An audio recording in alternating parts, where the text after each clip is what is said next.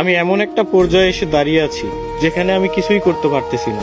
না পারতেছি পরিবারের মানুষের স্বপ্ন পূরণ করতে, না পারতেছি নিজের স্বপ্নগুলো পূরণ করতে। আসলে একদম জীবনটা আমার থমকে গেছে।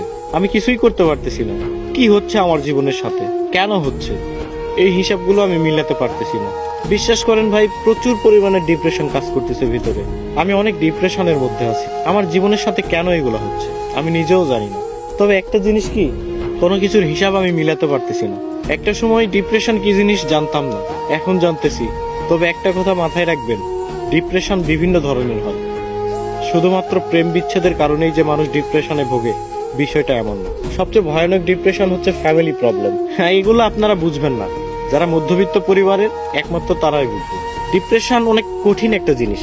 এখান থেকে সহজে কেউ বের হতে পারে না, কেউ ডিপ্রেশন কাটিয়ে উঠতে পারে না।